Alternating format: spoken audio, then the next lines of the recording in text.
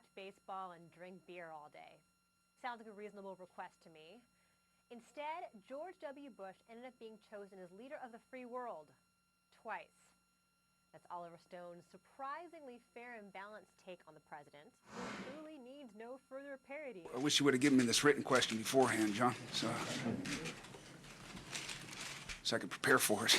Bush is an easy target anyway, and he inadvertently supplies enough ammunition on his own. John, I'm sure historians will say, gosh, I wish he could have done better, this way or that way. From the earliest announcements about the film, it seemed inevitable what we'd be in for. I hope, an evisceration.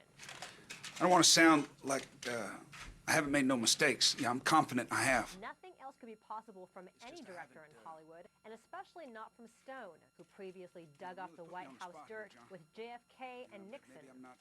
Instead, Stone's come up with a rather conventional biopic, albeit one about a person whose decisions have affected the entire planet for the past 8 years. Considering its potential shock value, W hits all the expected notes. It could be Ray or Walk the Line in that regard. Oh! Young W as a drunk fraternity pledge at Yale, and as a swaggering party boy meeting Laura I got it. Oh! His wife and his rock at a backyard barbecue. What do you do, Laura? Oh, I read, I smoke. Uh-huh. I admire. You admire what? He runs for Congress and loses, and runs for Texas governor and wins. Aunt Richard can badmouth me all she wants. I've created successful small businesses. I run a Major League Baseball team. I'm in touch with real people in Texas.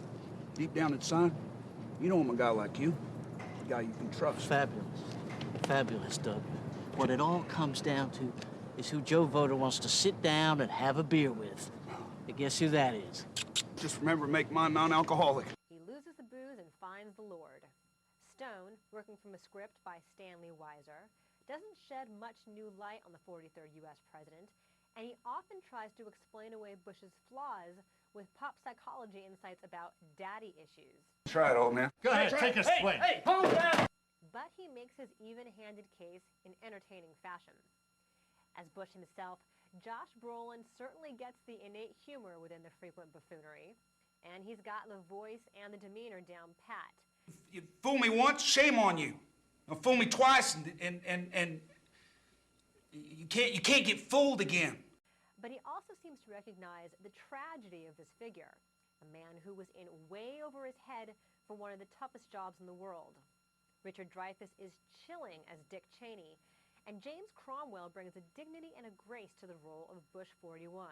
But Tandy Newton is a total caricature as Condoleezza Rice, right down to the gap between her teeth. Brolin is so good, though. He almost makes you feel sorry for George W. Bush. Almost. Till next time, from Los Angeles, I'm Christy Lemire, AP Movie Critic.